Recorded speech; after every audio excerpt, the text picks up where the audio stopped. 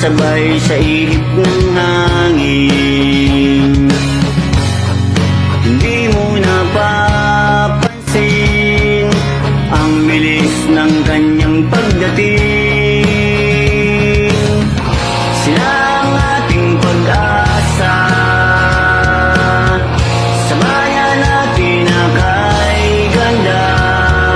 Halina at salubungin sila.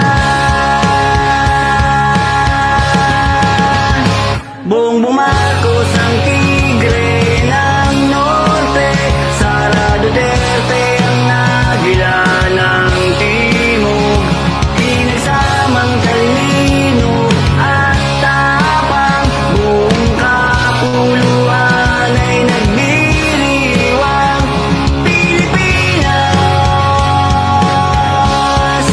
babangon tayo muli.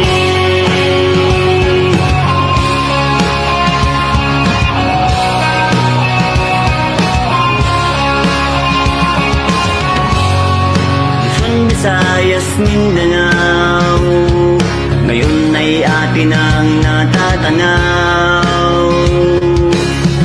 Kapayapaan ng bayan, patuloy na nating makakamtan.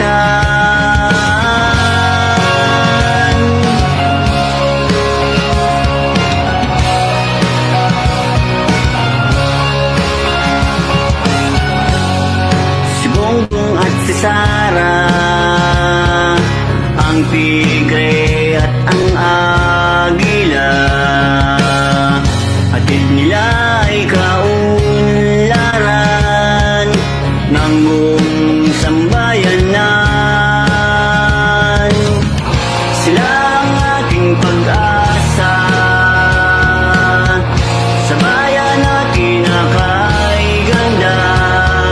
Halina at salubungin sila. Bongbong Marcos ang tigre ng norte, Sara Duterte ang agila ng timog.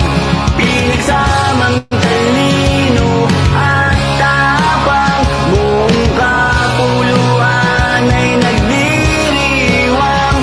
Bongbong Marcos ang tigre ng norte, Sara Duterte ang agila ng timog. Pinagsamang talino at tapang, buong kapuluan ay nagdiriwang. Pilipinas, babangon tayo muli. Babangon tayo. Of Ferdinand Marcos Jr. Jr. did not contain any disqualification, right? So first, did not contain any disqualification. Second, the second division ruled that the National Internal Revenue Code of 1994 did not apply to the case because it would have that would have resulted in a retroactive application since the NIRC of 1994 took effect only 1986, whereas the cases involved in this case were 82, 83, and 84. So for this reason, when respondent Marcos Jr.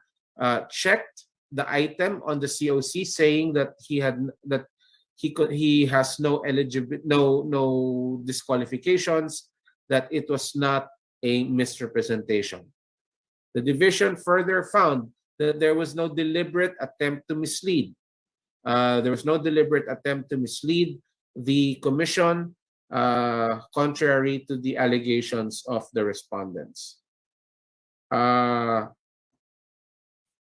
division likewise noted that failure to file an income tax return is not a crime involving moral turpitude. All right? So those are the main points of the decision of the second division. We will make this available to you today. Okay. I do have the printed copy already, but I will make available to you the soft copy as well, so you'll be able to read it immediately. The hard copy, if anyone wants it, please just inform the Comelec, the EID staff at the press room. Okay. Moving on to other matters. We are now waiting on the final ballot phase. Please stay tuned. We might make that announcement later today. Okay? So, ladies and gentlemen, that's it. That's all I have for you today. Thank you very much. Are there any questions?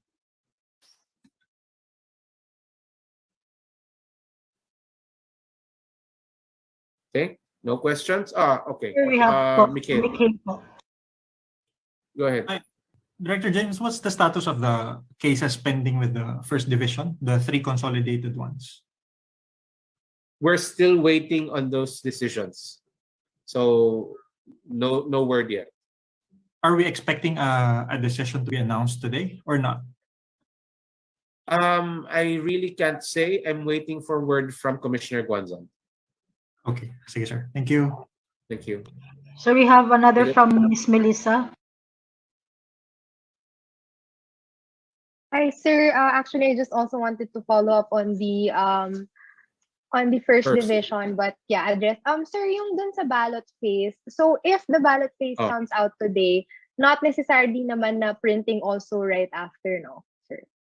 Definitely. The ballot phases come out today. After that, we will announce the start of the schedule of printing, because we have to walk through NPO before we start printing.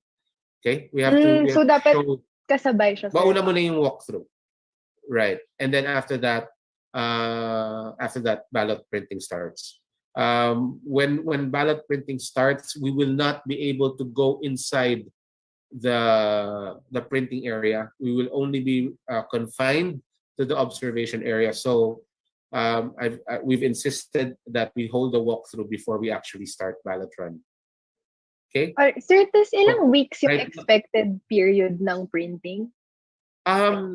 We'll have to find out first what the maximum running capacity of the machines are. We will find that out within the day of the start of printing.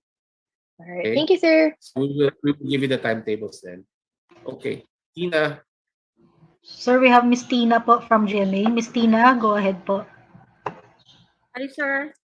Good morning. Sir, itong Morning. decision, good morning po. Sir, itong decision po ng division, is this unanimous, and how many days do the petitioners have to appeal? Itong second division?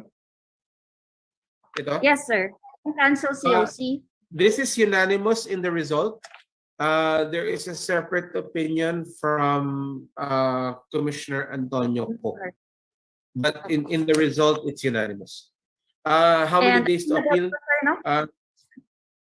Normally 5 days to appeal. All right. Sir, and then once the ruling of the NBank comes out, the decision is final as far as the Comelec is concerned, correct po? That is correct. All right. Thank you, sir. That's it from me. All right. So we have another from Miss Ina, from Ina of EBS. Miss Go ahead. Ina.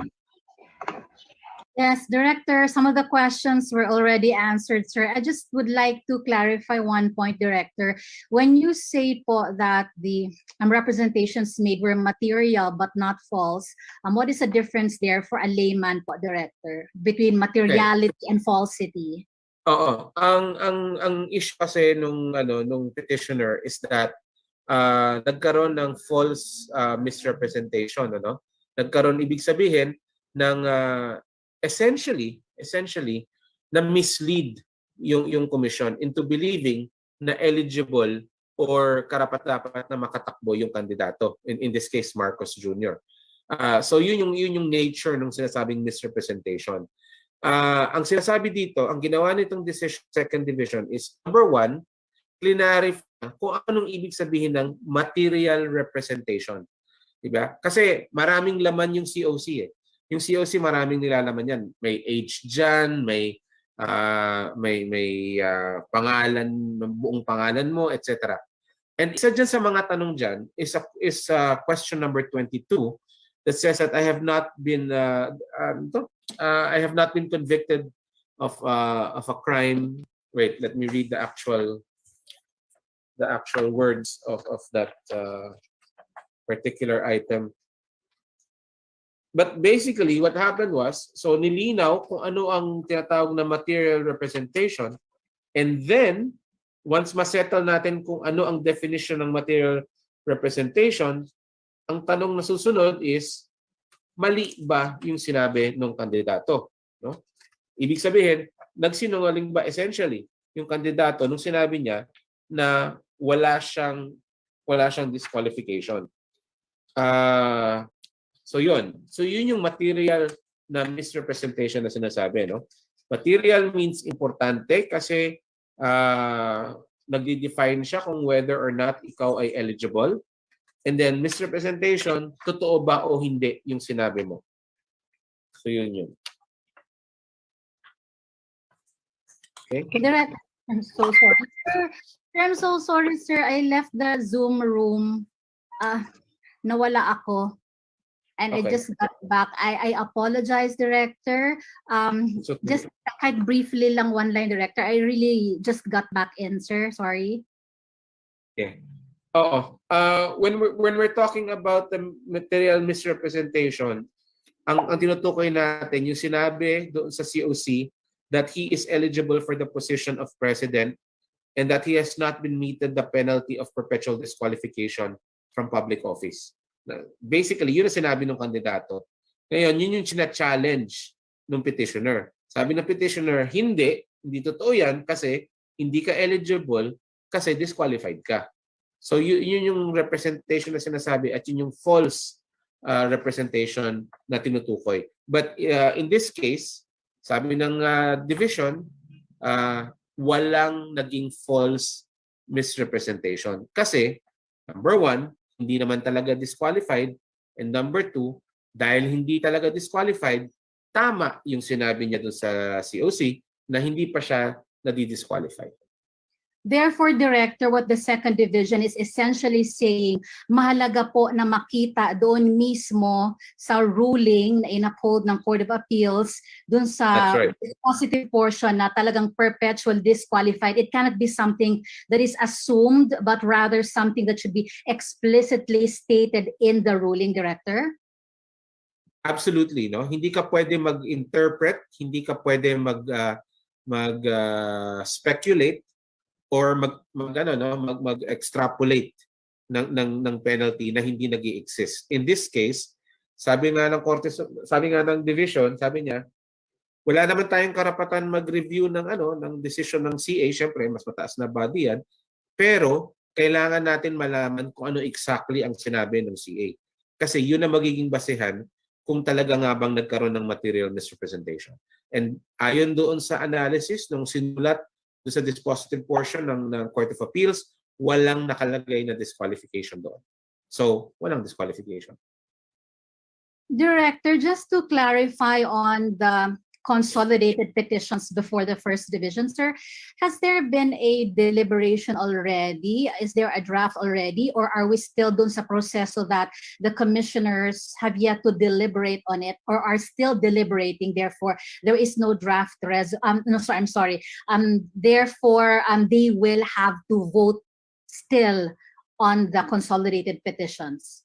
So, as far as I know, when we say it's been submitted for resolution, you're really just waiting for the final decision to be written. As far as I know, nagkaroon na yan ng consultation, nag-usap na yan sila, and we're just waiting for the decision to be written. Sir, is it confirmed, Director, that one of the reasons for the delay is because one of the staff of the author, if I'm not mistaken, contracted COVID-19? And how will that affect now the promulgation of the ruling? What is the timeline that we're now looking at, if indeed that is confirmed po, Director James? I cannot speak to the impact of staff having COVID. At this point, all I really know is that there is nothing to promulgate. So I'm waiting for word from the first division particularly the presiding officer of the First Division.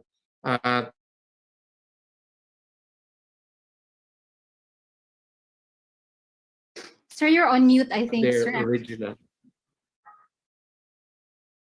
Wala. I'm okay. I'm not muted. But can you hear me now? Okay na? Yes, sir. Ina, can you hear me? Yes Si po, Ina sir. Yes. nag-freeze ata.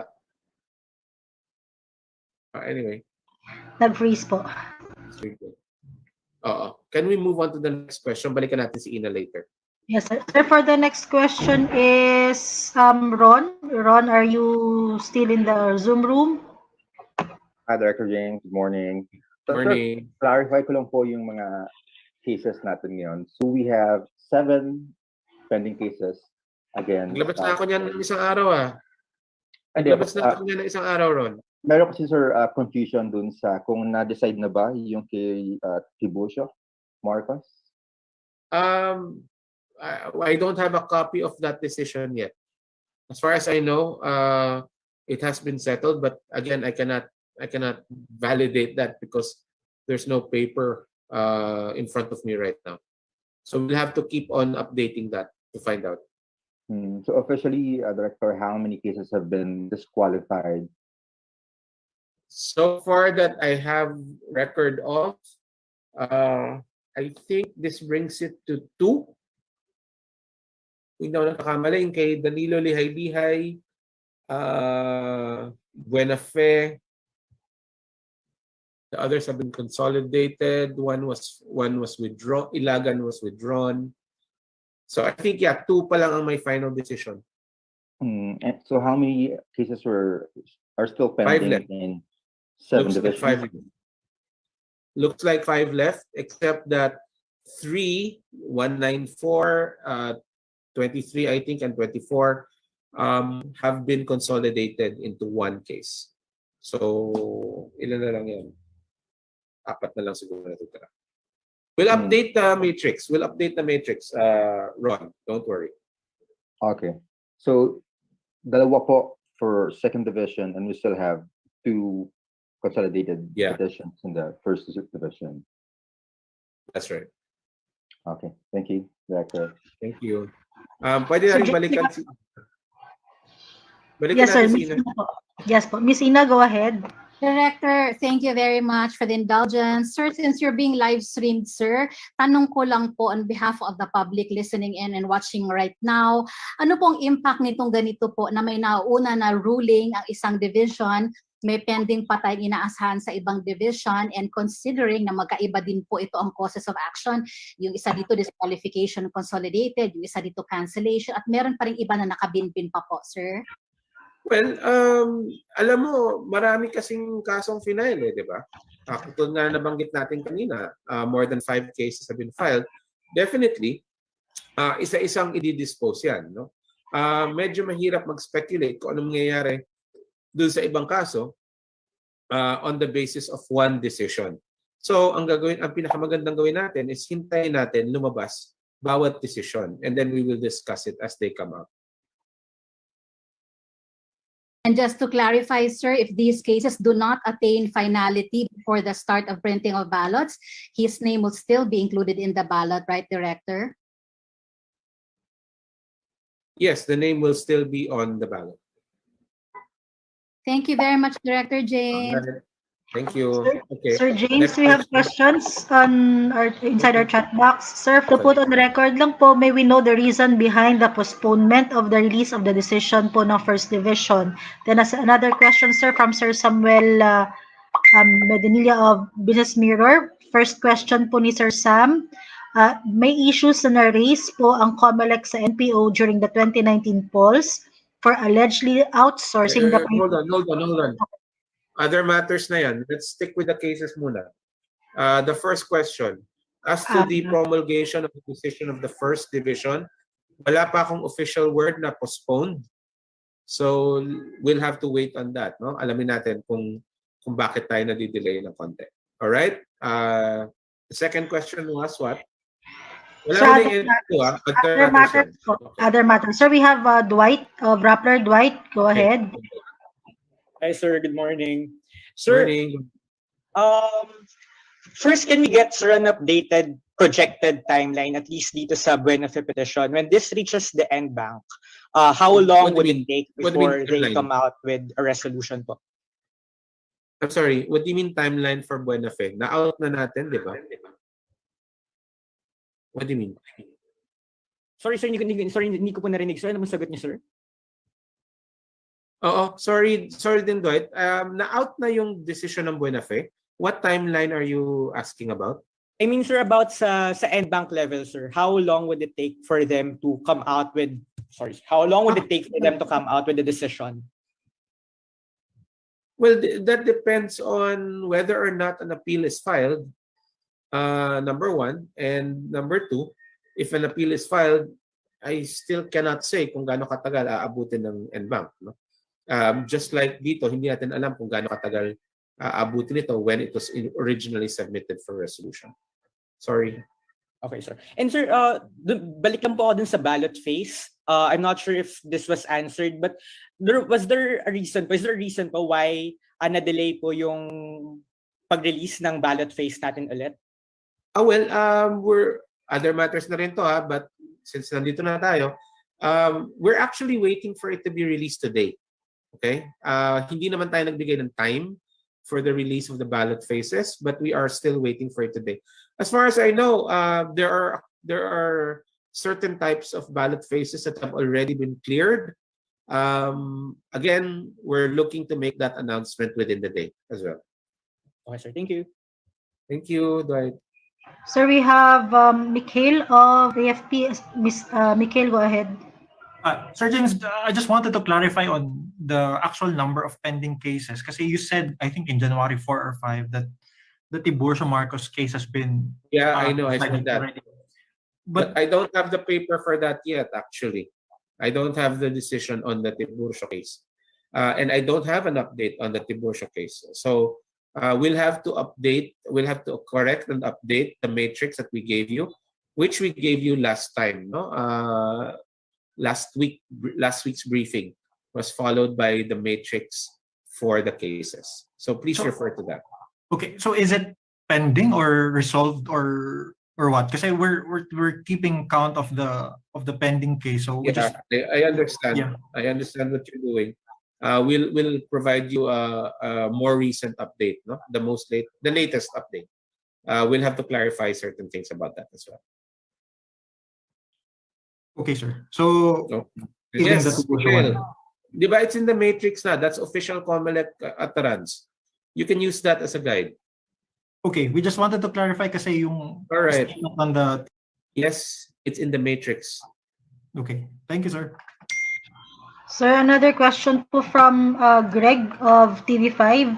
How does this second division ruling affects the pending cases in first division, considering that it has also ruled on some of the matters which grounds mentioned in the pending disqualification cases, such as the in question provision for perpetual disqualification following the tax conviction and the promulgation of the amended NIRC of 1986. It has no impact, Greg. Each division will come to their own decision. So I cannot say that the decision of one division will impact how another division decides. So hiwalay na issue. Okay. Sir, another question from Dwight from the inbox po. If Marcos is DQ'd at the NBank level after the printing of ballots but before the May 9 election, what will happen? Before the elections, but after the ballots have been printed, obviously the name remains on the ballot.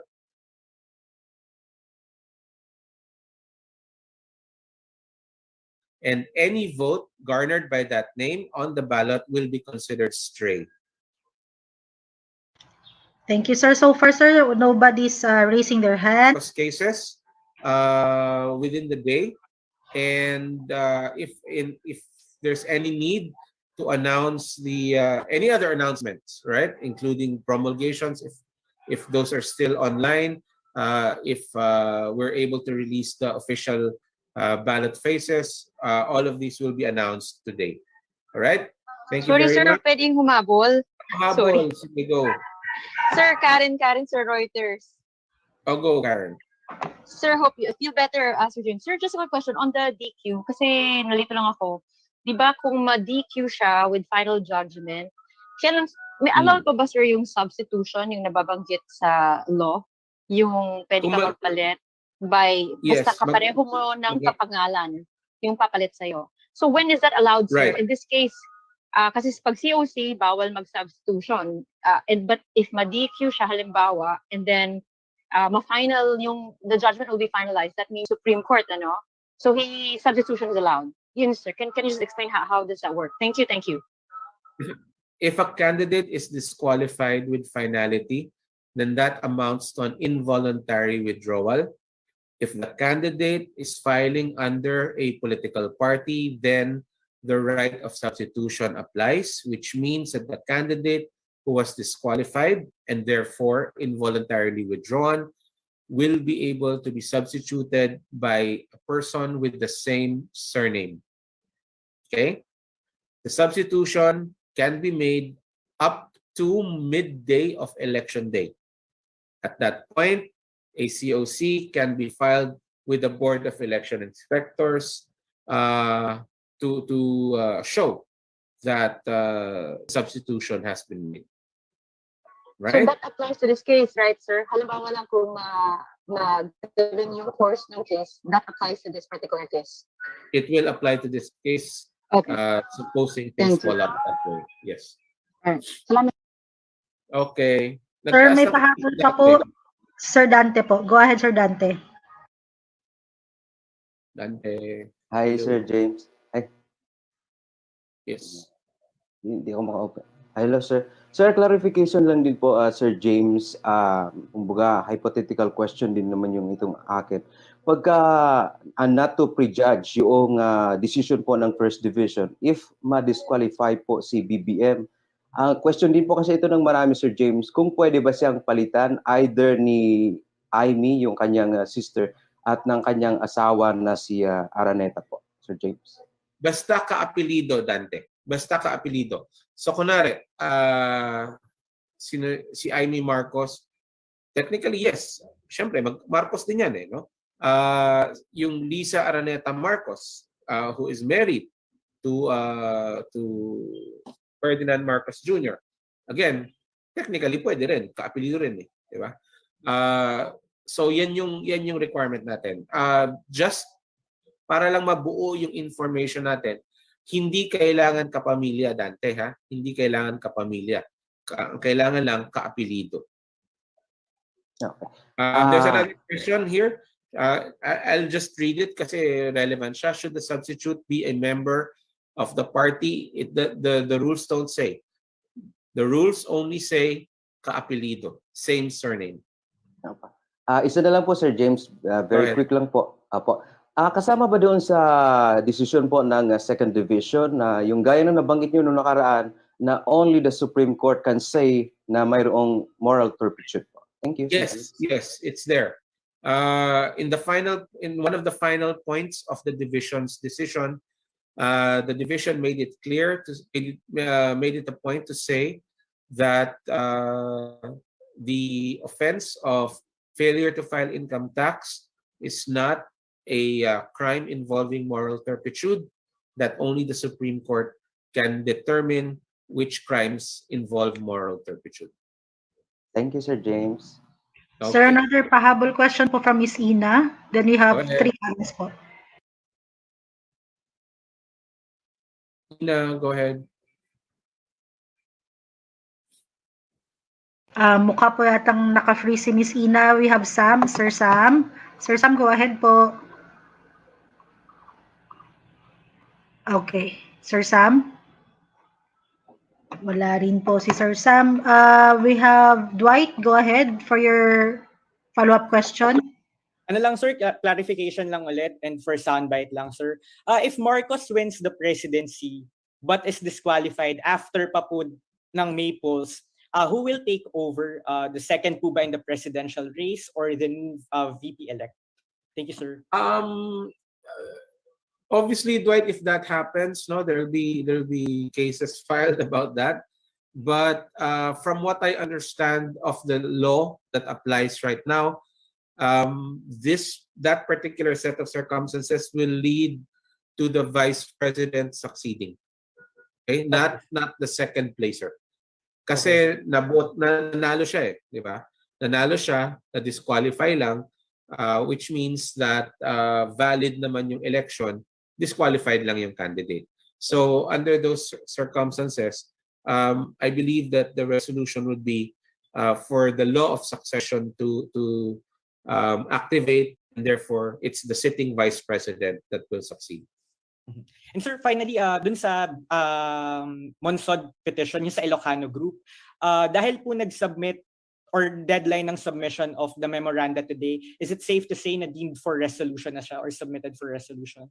Once na-submit na yung mga required memoranda, then yes, it will be then deemed submitted for resolution. Okay, sir. Thank you. Thank you. Sir, we have Mikhail. Mikhail, go ahead. Sir, soundbite lang din for nuancing, especially for foreign readers who are not closely following the case. Now that the second division has rejected the petition against Mr. Marcos, what does this actually mean to his candidacy? Well, it just means that one of the many challenges to his candidacy has been resolved. But there are other challenges still pending. So in terms of his whole candidacy, we'll have to find out how those things turn out. But right now, this is one challenge down. Okay, thank you, sir. Sir, lastly po, we have Miss Ina. Miss Ina, go ahead. Quick lang ito, sir. I missed lang yung part dun sa question earlier, sir. If ma-disqualify, pwede ma-substitute, kailangan po ba party mate? Sorry, putol-putol ka, Ina. Hindi ko naiintindihan yung question. If ever Can you type ma-disqualify... the question? I did, sir. I did na. Sir, the question is, saan na yung question ni Miss Ina? Kung kailangan daw po bang kapartido yung magsasubstitute? If Not ever. necessary. Yun po. Sir, another question po from Miss Hannah Borday of GMA Newsline. In case the unbank denies the motion for reconsideration filed by the group of Father Benefe, can they still appeal this before Supreme Court? Yes, yes. Decisions of the Comelec are appealable to the Supreme Court. So far, sir, wala na pong question sa ating inbox, pati na rin po sa Viber. Yung question on NPO. Yung question on NPO. Okay, sir. That's from Sir Sam of, wait lang, sir. I'll just scroll up for a while. There were two questions, sir. One is, may issues na na-raise ang Comelec sa NPO during the 2019 polls for allegedly outsourcing the printing of election materials. Was this resolved po, and sila po ba ulit ang magpiprint ng ballots for 2022 polls? Then the second question, sir, is, on schedule pa din po kaya ang preparations ng Comelec if the printing of ballots will not start today? Number one, yes, NPO pa rin ang magpiprint because under the rules, dalawa lang ang pwede magprint, BSP and NPO.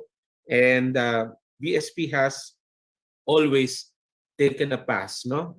Their printers are for printing money. So NPO pa rin tayo. Second question is, are we still on track? Yes, we are. We're still within the allowances that we've built into our schedules. So pasok pa tayo.